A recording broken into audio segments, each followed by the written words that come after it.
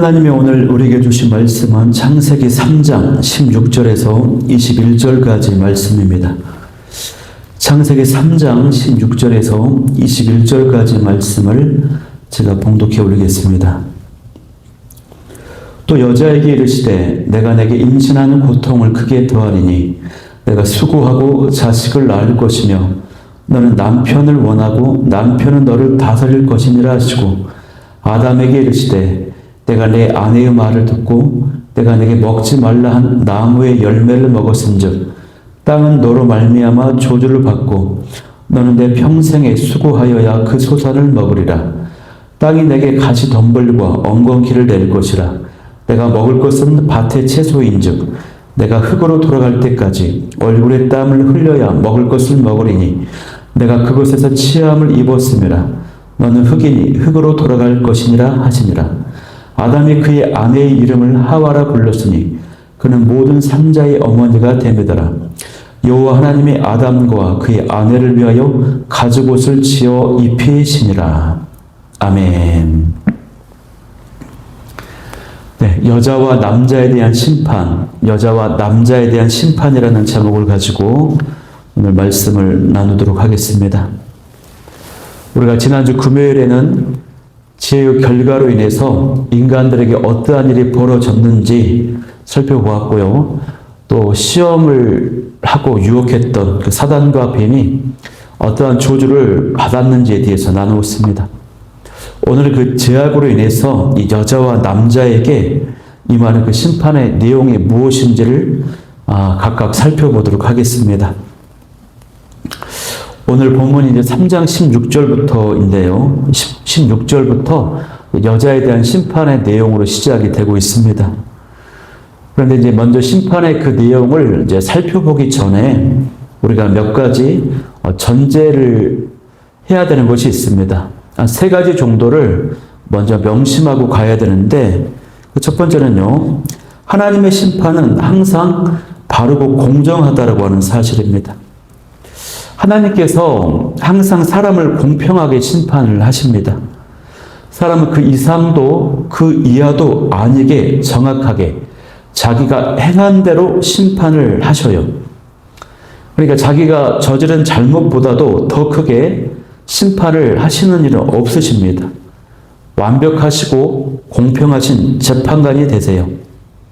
그래서 여자와 남자에게 각각 내려진 이 심판의 내용도요, 그것을 우리가 전제하고 살펴봐야 되는 것입니다. 다음 두 번째는요, 이 하나님의 심판은 항상 지혜와 목적과 자비로 가득 차 있다라고 하는 사실입니다. 하나님께서는 사람이 이 세상에 사는 동안에 회개하고 하나님의 은혜를 사모하게 하시기 위해서 항상 지혜롭게 심판을 하시는 것입니다. 처벌하고 응징하는 것 자체가 목적이 아닙니다. 하나님께서 심판을 통해서 목적하시고 기대하시는 것은 뭐냐면 하나님께 다시 돌아오도록 하는 것입니다. 또 더 무서운 심판을 받지 않도록, 죄를 짓지 않도록 경계하시는 거예요. 죄에서 떠나도록 하시는 것이, 이것이 바로 하나님의 목적이라고 하는 것입니다. 또 우리가 세 번째로 전제돼야 되는 것은 뭐냐면, 특히 이제 오늘과 같은 본문에서 우리가 꼭 명심해야 되는 것은 지금 이 아담과 하와는 인류의 대표로서 심판을 받게 된다라고 하는 사실이에요. 즉 이들의 심판은요, 아담과 하와의 자녀와 후손들에게도 그대로 내려진다라고 하는 것이죠. 아담과 하와는요, 인류의 대표입니다. 아버지의 어머니가 되세요. 우리는 아담과 하와의 그 인간적, 육체적 본성, 그 타락한 본성을 그대로 가지고 있습니다. 그 결과로 우리도 인류의 아버지, 어머니처럼 그들이 받은 심판을 그대로 받게 돼 있다는 것입니다. 그럼 이 심판은 여자와 남자 중에서 누구에게 먼저 이제 선언되고 있습니까? 여자가 먼저 죄를 지었기 때문에 여자에게 그 내용이 선언되고 있어요. 여자에 대한 심판 내용은 이제 16절 말씀에 담겨져 있는데요. 세 가지 정도로 정리할 수 있습니다. 첫 번째는요, 여러 가지의 고통을 겪게 될 것이라는 것입니다. 여기에 이제 문자적으로 말씀을 보면 임신하는 고통을 크게 더하리니라고 되어 있죠. 내가 수고하고 자식을 낳을 것이라고 되어 있어요. 그래서 이 고통이 자녀와 관련된 것으로만 이해할 수 있습니다. 그러나 원문을 가깝게 보면요, 특히 임신하는 고통을 크게 더한다라고 하는 뜻으로 해석을 해야 더 정확합니다.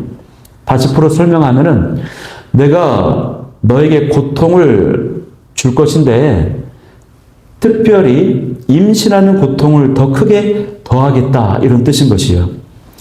하나님은요, 이 고통이라고 하는 말씀을 직접적으로 하시면서 여자를 심판하십니다. 이 고통은 환난이나 슬픔을 의미하는 것이죠. 그러면 남자와 달리 여자가 겪는 고통은 어떤 것이 있을까요? 첫 번째는요, 여자는 여자라서 겪는 고통이 있습니다. 여자의 어떤 성품, 본성, 존재로서 남자와 달리 더 예민하게 반응하는 고통과 슬픔이 있다는 것입니다. 하나님께서요, 여자를 남자보다 더 부드럽고 섬세하고 감수성이 예민한 존재로 만드셨습니다. 같은 사건을 만나도 남자보다 여자들이 더 크게 반응을 하죠. 여자는 되게 남자보다 더 슬픔을 느낍니다.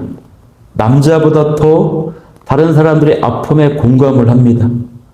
어떤 문제와 사건 앞에서 크게 반응을 하고 남자들보다 더 예민하고 아파하고 눈물을 자주 흘리죠.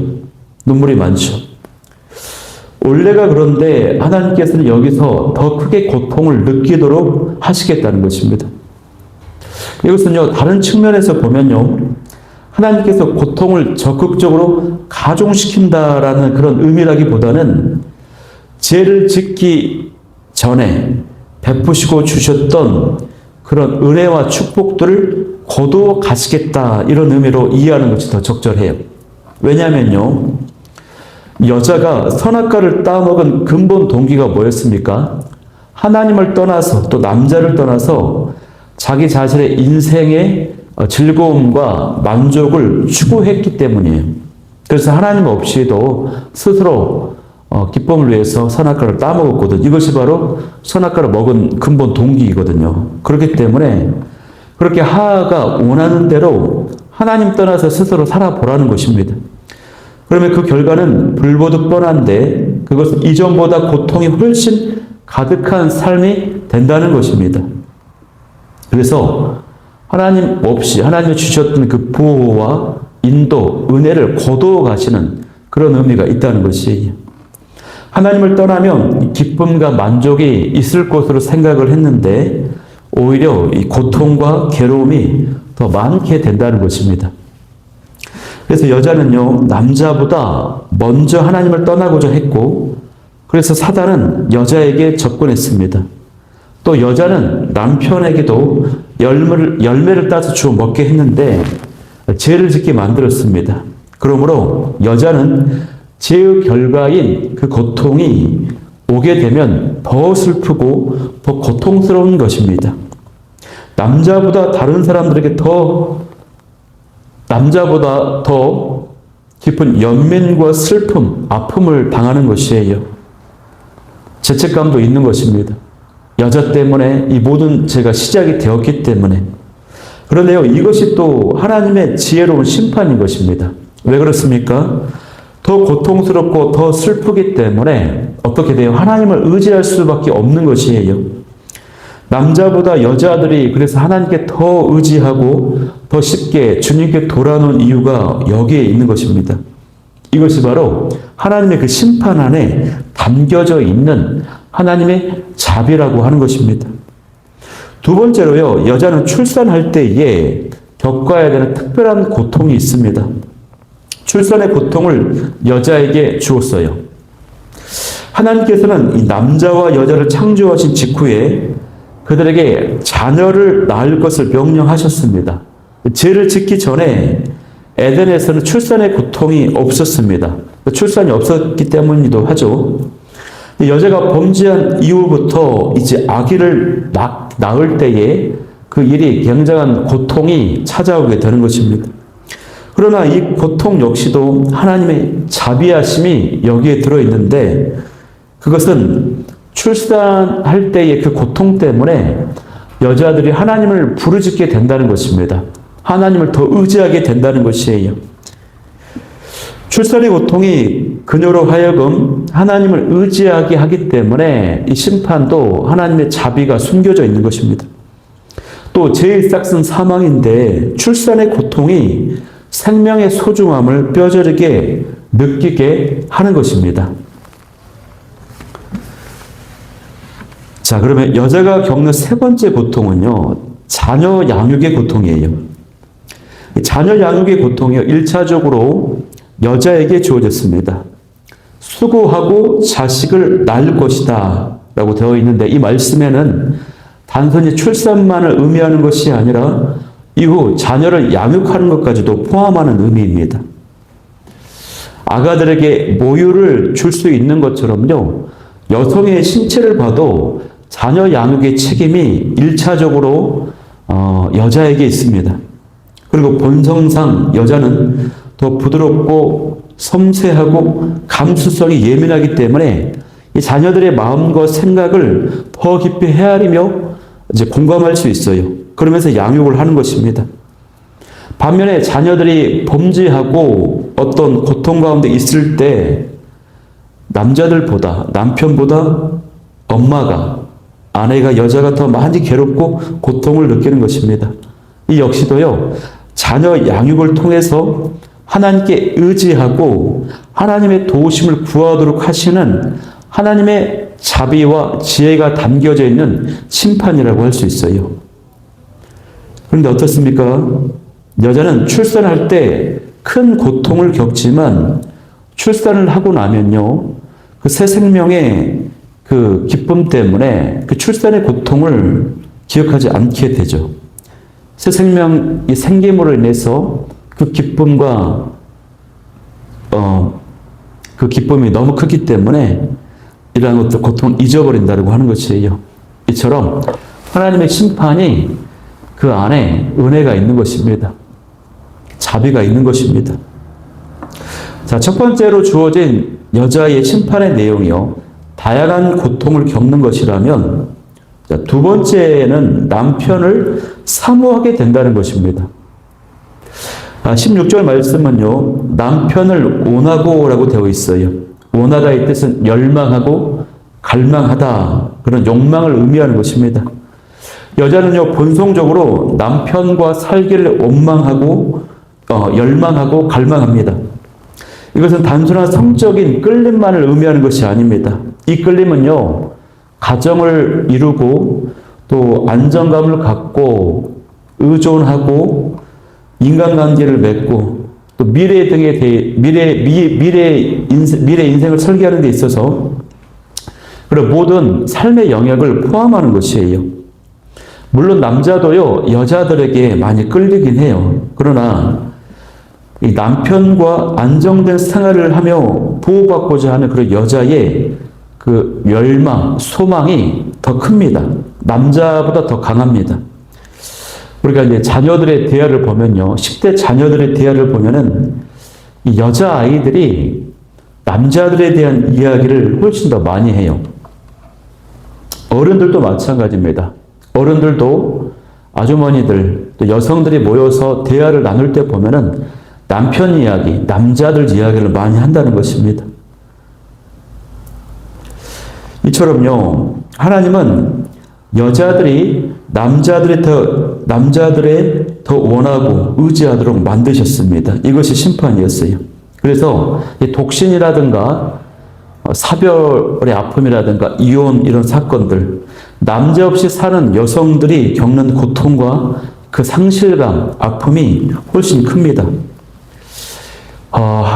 예전에 한국 사회에서 2000년대에 페미니즘 운동이 일어나서요, 결혼을 하지 않겠다라고 하는 비혼주의를 주장하는 여성들이 많았습니다. 그래서 그 결혼을 하지 않는 여성들이 많이 있었는데요. 당시 그 20대 여성들이 비혼을 선언하면서 독신의 길을 많이 갔어요. 그런데 지금 2025년 한 20년이 지난 지금 시점에서요, 당시에 많은 여성들이 후회를 한다는 것입니다. 나이를 먹어가니까요, 이제 의지할 데가 없어요. 가정을 가진 그 여자친구들은 가정 중심으로 생활하니까 친구들이 이제 점점 하나 둘씩 사라지는 것입니다. 외로워요. 무엇보다도 이제 경제적인 생활이 어려워지는 것입니다. 그래서 후회를 한다는 것이죠. 그래서 점점 여자들의 그런 고독사, 홀로 집에서 죽어가는 그런 통계도 점점 늘어난다고 합니다. 그리고 이것은요, 우리가 이미 일본 사회에서 20년 전에, 20, 30년 전에 일본 사회에서 다 겪었던 그런 흐름이에요. 일본 사회에서도 페미니즘으로 비혼주의가 확산되어 가지고 당시의 여성들이 결혼을 하지 않았습니다. 그 나이스한 인생이라고 생각을 했어요. 그런데 지금 보면은 그 모두가 이제 40대, 50대 되어 가지고 다들 고독하고 또 경제적으로도 궁핍하고 그렇게 외롭게 후회하고 있다는 것입니다. 여러분, 우리는요, 하나님의 말씀대로 살아가야 됩니다. 그것이 심판의 어떤 내용이라 할지라도 그 안에 하나님의 질서와 섭리, 원칙이 들어있어요. 그 원리와 기준을 벗어나게 되면은 더 큰 고통과 불행이 찾아오게 되는 것입니다. 선악과를 따먹을 때요, 여자는 하나님을 떠나고 남자를 떠나고 싶어 했어요. 그래서 홀로 자유롭고자 했습니다. 하나님과 남편을 의지하지 않고 즐거움과 그 만족을 누리고자 했습니다. 그러나 이젠 그 죄의 결과 때문에 하나님과 남편을 더 깊이 의지하지 않으면 안 되게 되어버렸어요. 하나님이 그렇게 심판을 하시는 것입니다. 그런데 이렇게 하신 심판의 이유가 여러분 어떻습니까? 그 심판 안에 이처럼 하나님의 자비와 은혜가 들어있다는 것입니다. 이것 때문에 여성들은요, 남자들이 자신을 더 갈망하도록 자신을 가꾸며 매력적인 존재가 되도록 노력을 하죠, 여성들이. 그래서 가정을 이루고 하나가 되는 것입니다. 만약에 남자나 여자나 그 어느 한쪽이라도 서로에게 끌리지 않도록 창조되었다면 어땠을까요? 인류가 유지가 될 수 있었을까요? 결혼이나 가정을 할 수가 있겠습니까? 없어요. 그래서 하나님께서 이렇게라도 하셔서 서로를 필요로 하도록, 의지하도록, 끌리도록 하셔서 가정을 이루게 하시는 것입니다. 자녀를 낳아서 생육하고 번성해서 인류가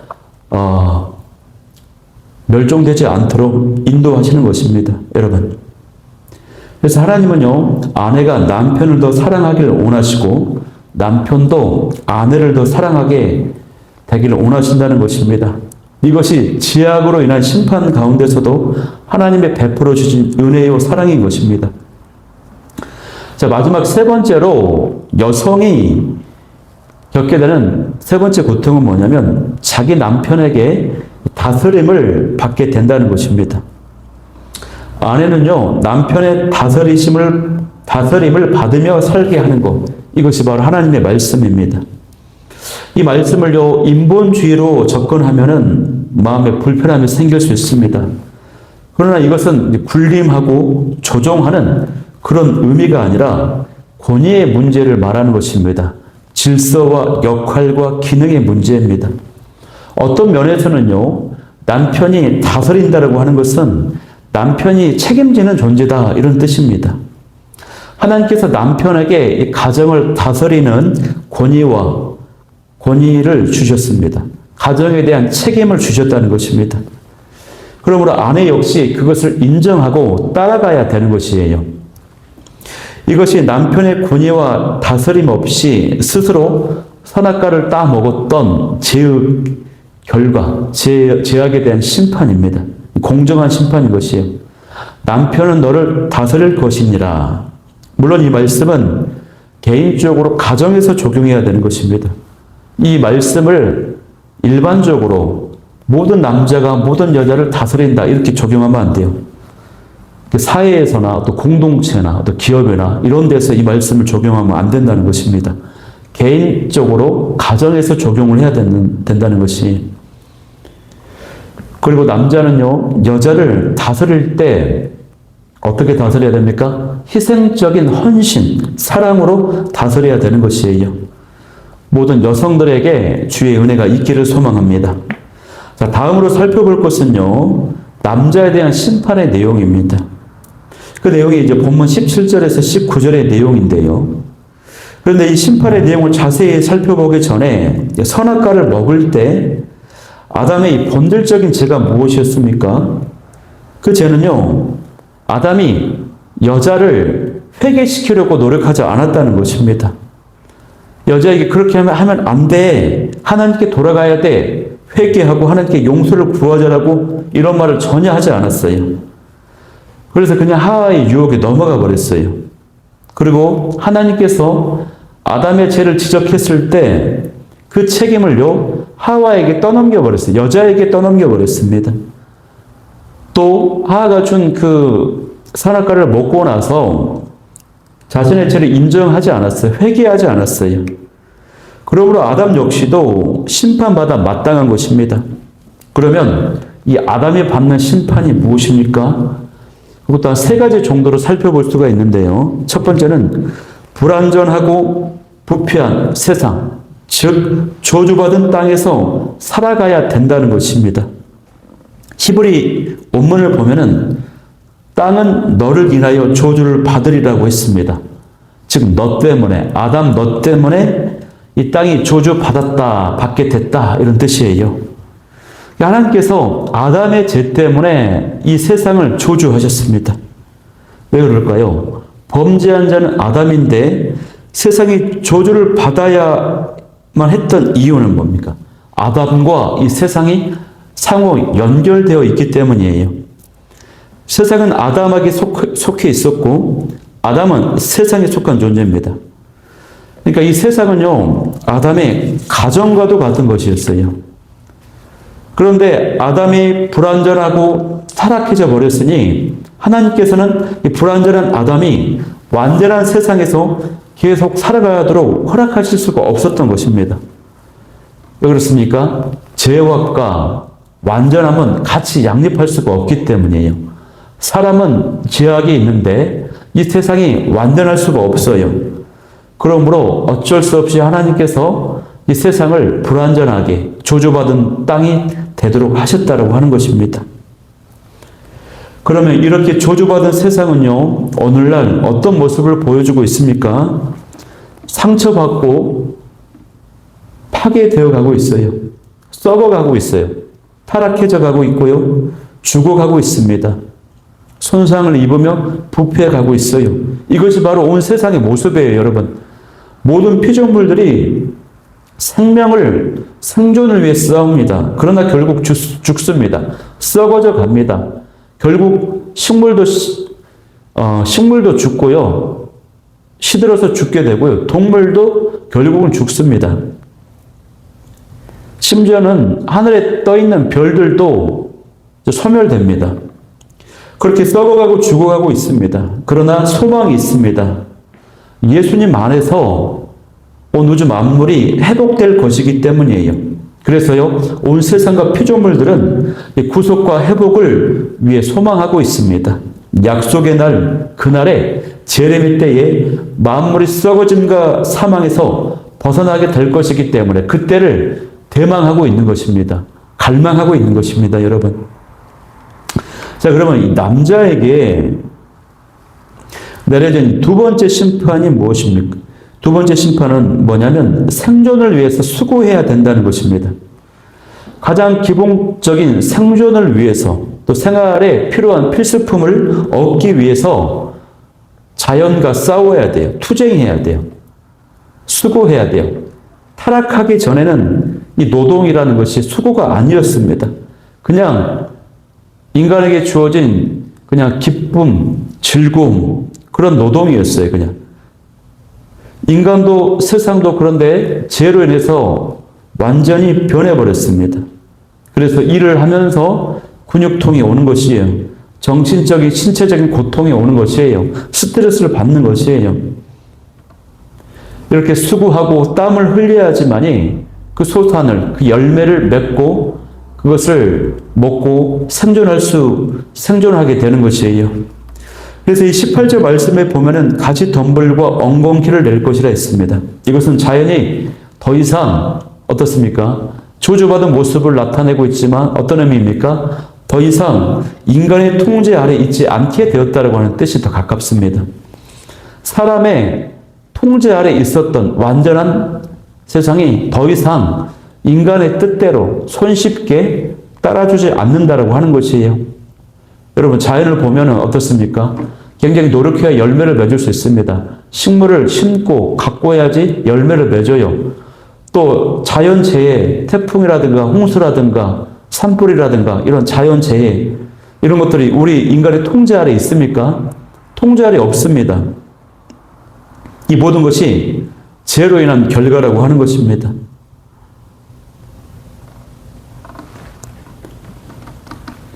그러므로 인간은 계속해서 자연과 투쟁해야 되고 싸워야 되고 수고해야 되는 것이죠. 언제까지요? 죽을 때까지. 죽어서 흙으로 돌아갈 때까지 땀을 흘려야 되는 것입니다. 그런데 여기서 우리가 또 확인하게 되는 하나님의 그 심판 가운데 자비와 은혜가 있는데 그것은 뭡니까? 수고하면 열매를 맺게 된다는 것입니다. 열매가 맺어지게 하시는 거예요. 다만 수고가 필요하다는 것이죠. 땅이 저주를 받았지만 수고하면 열매를 맺게 하시는 것. 이것이 바로 하나님의 은혜, 너무나도 감사한 것입니다. 자, 마지막 세 번째 심판의 내용은요, 인간이 이제 죽게 된다는 것입니다. 남자에게 죽게 된다라고 심판하셨습니다. 남자는 인간의 대표니까 인간을 전체를 포함하는 것입니다. 즉, 인간이 죽음의 심판을 받은 것입니다. 그러니까 이 죽음과 타락은 하나님께서 주신 것이 아닙니다. 만드신 것이 아닙니다. 죄로 인한 결과라고 하는 것이에요. 아담 스스로가 죄를 지어서 세상에 가져온 것입니다. 이것이 죽음이에요. 이것이 타락이고 고통이에요. 하나님과 교제할 때 하나님은 아담에게 이 죄라고 하는 것이 무엇인지 가르쳐 주었어요. 그러니까 죄의 결과가 무엇인지를 가르쳐 주었어요. 죄의 결과, 선악과를 먹으면 정령 죽으리라 라고 말씀하셨거든요.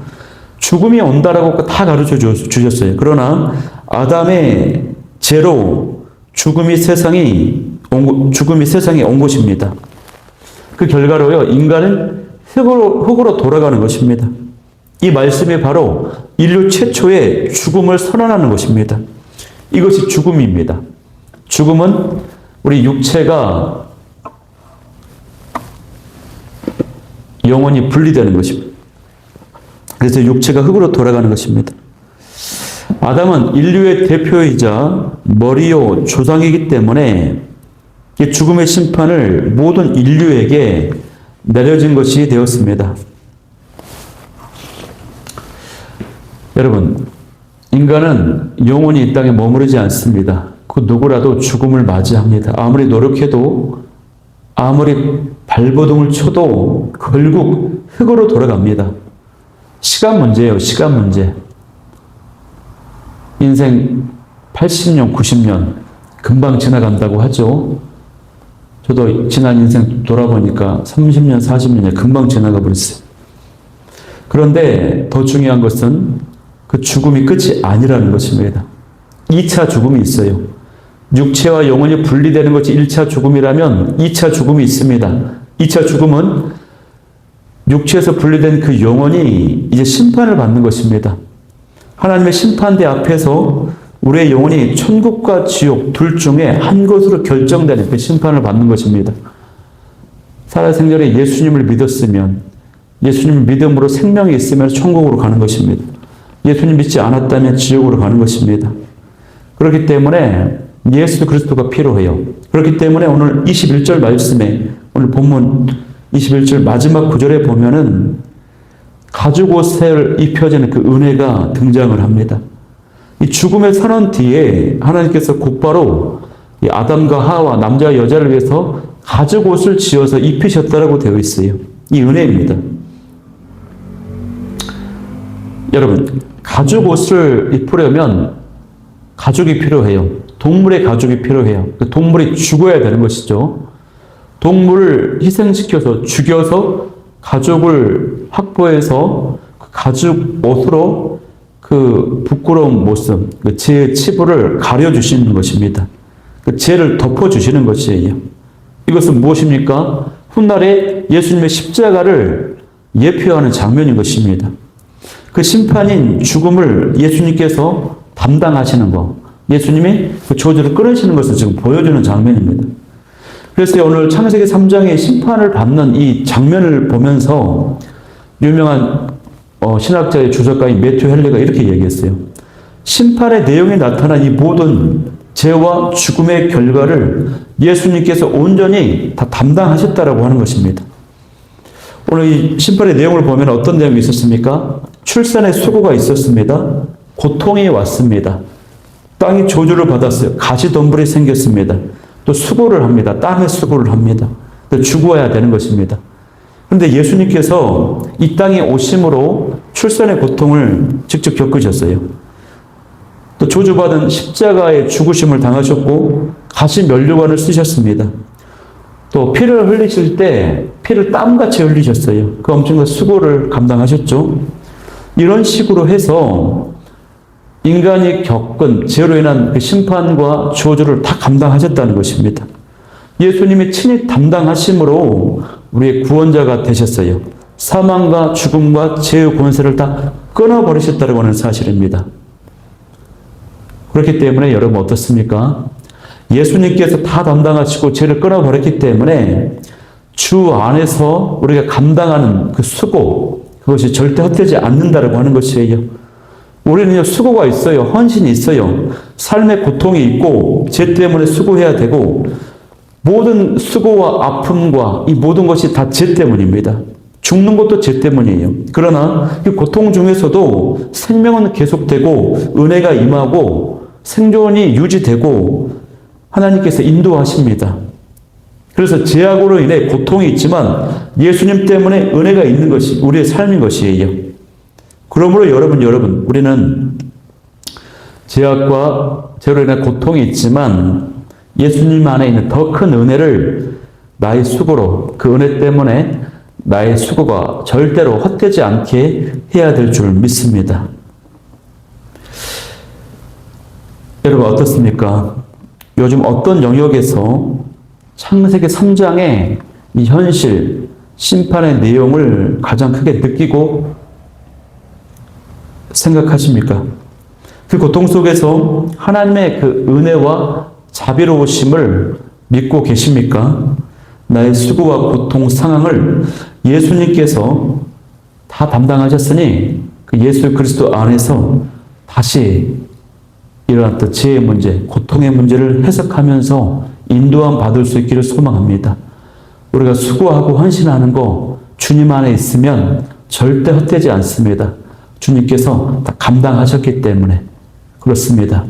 말씀 붙잡고 기도하기를 원하는 기도 제목 3가지는요. 첫 번째, 가정을 아름답게 세워가는 남편이요, 아내요, 부모요, 자녀가 되게 하여 주옵소서. 두 번째는 그 고통의 원인과 의미를 제대로 알게 하시고 그 심판 속에서도 하나님의 자비와 은혜가 있음을 명심하게 하여 주옵소서. 세 번째는 죄의 결과로 고통이 있지만 예수님 안에 있는 더 큰 은혜로, 더 큰 구원하심으로 그것을 기억하면서 나의 수고가 헛되지 않게 하여 주옵소서.